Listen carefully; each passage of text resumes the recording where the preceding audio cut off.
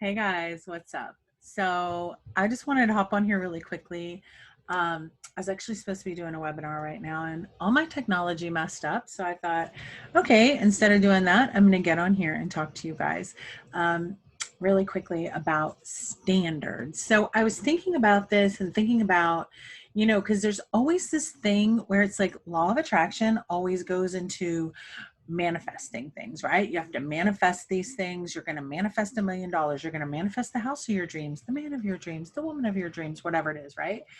And I'm just like, so law of attraction is not about manifesting things. Crazy, right? It's actually about the opportunities that you create. And it's something that, because it's not as sexy as $1 million, right? Oh, I'm going to create an opportunity. Well, that's great. But that's literally what law of attraction is. And the way that your opportunities are created is through your standards, right? So your standards, i.e. your beliefs, like that's where your standards come from, y'all. It comes from your beliefs. Like whatever you believe is what becomes true for you. So it's like the things that you want are the distance between your beliefs and your desires. That distance is like that's the gap. That's where you're only going to manifest anything you want up to the point that you believe it. And it's kind of a relief to know that, because when you realize that it's just a belief, or if you want to call it a standard, when you realize that that's all it is, those can be changed. There's plenty of ways to change beliefs. As Abraham Hicks says, beliefs are just thoughts you keep thinking. It's not like your beliefs, all of them are super deep seated, but that's a whole nother topic. What I do want to talk about is the fact that there's two different sets of standards, right? So there are the physical standards. Hey, I want to have a certain type of car. I want to have a certain type of house. I want to have a certain type of husband. I want to have a certain type of coffee, whatever it is, right? And I know I can relate to that because there was a time when I drove, like, okay, so right after my husband went to prison, my car, our car, which was a nice Altima that I really loved, ended up the electricity or the electrical went out in it. So I went from this nice car that had my gold package on it. I really thought I was the shit, y'all. I had gold package, gold handles, everything on the car. I thought I was really doing something. I go from that car to the electrical goes out, and I'm like, what am I going to do? So I end up going down. This is when Kias first came out. And a car that they had that used to be one, that was one of their first cars, was a Kia Cephia. And the Cephia was like a basic ass car. It was like a little box. And mine was completely no frills, the base model. I was paying like $350 a month for it. And so that I could get out of my upside down Altima that the electrical decided to go out of. So before long, like it wasn't very long after I had that car that the AC went out, and I didn't have the money to fix it. And so I acclimated to the fact that I didn't have AC in my car. And then at some point, I ended up getting another car that had AC, and my standard changed. Like before that, I didn't really have a standard around whether I was going to have AC in my car or not, right? I mean, yeah, physically I'm in Florida. It wasn't the best. I was actually a real estate agent with a car in the summer that had no AC, and I was still selling houses. Like, I was still making it work. And, so it is what it is.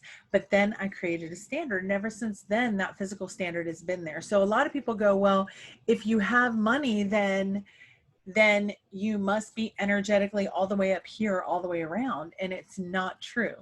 The fact is that you have two sets almost of energy or of standards. And so your standard for physical things can be completely different, which is why, y'all, why do we see the people who have all the money, have all the things, and are still miserable? I know plenty of people like that. I coach people like that. You can just look at celebrities that happens to, right? They're like, They're, rich as hell, have everything that they want, can have their pick of whatever, and they're still miserable. They're still physically body ailing from dis-ease, even though they have the things. Because y'all, the real standard that you have to think about is what's inside. How do you feel? And that is something that, we're not pushed to look at, but it's a super big deal to think about. How do you want to feel? Not just how do you want to feel so that you can create this thing that you really want. Because remember, you're not creating things, you're creating opportunities.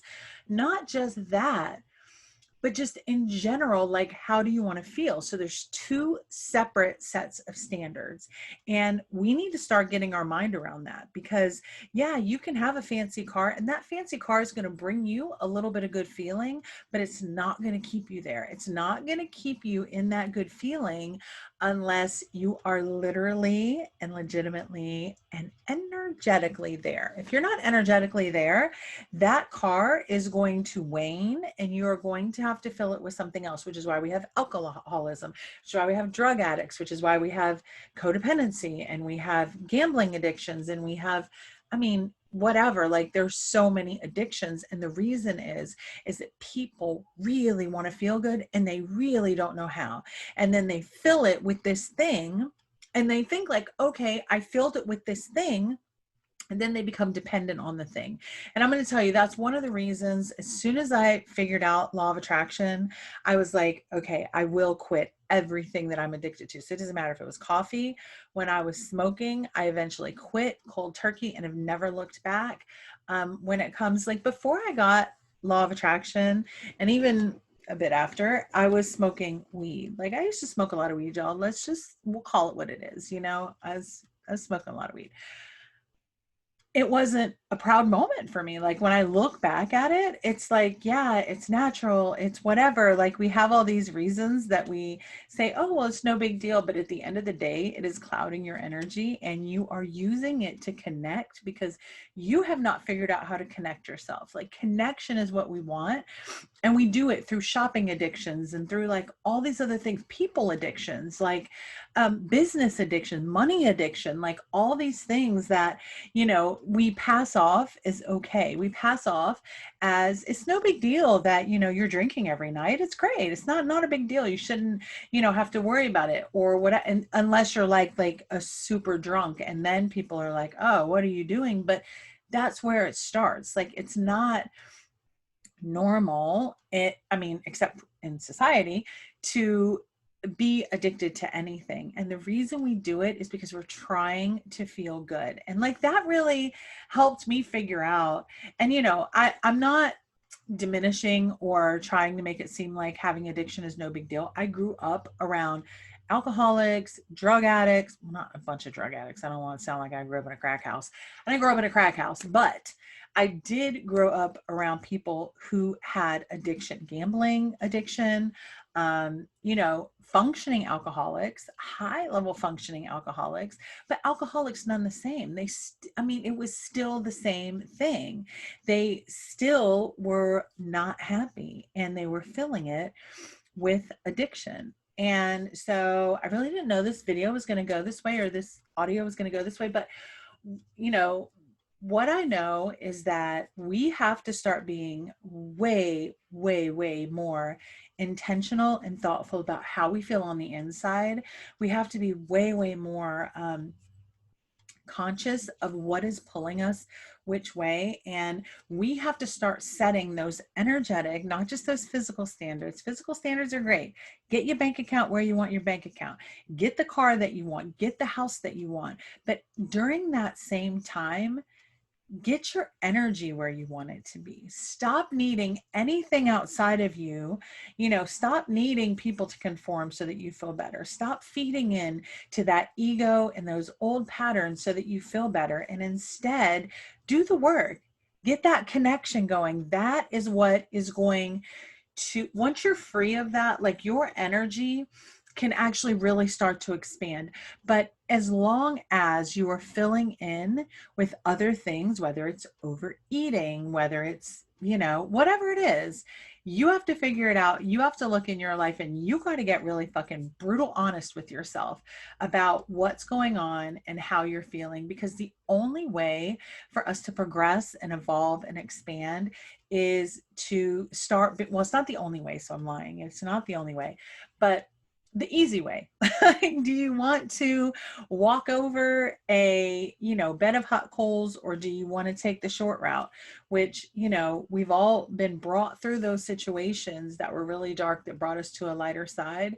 But if we start doing that work now, the situations are not as dark and you get there quicker and you recover quicker. So anyway, just wanted to get on here and really remind you guys to think about your standards, think about how you feel, think about how you are actually filling in you're not feeling good with outside things to try to make yourself feel better. And then, oh, this is even heavier, y'all. This is an even better thing. Think about, what is the payoff? What's the payoff for you not feeling good? What's the payoff of you not going where you want to go, of you not feeling good? What's the payoff?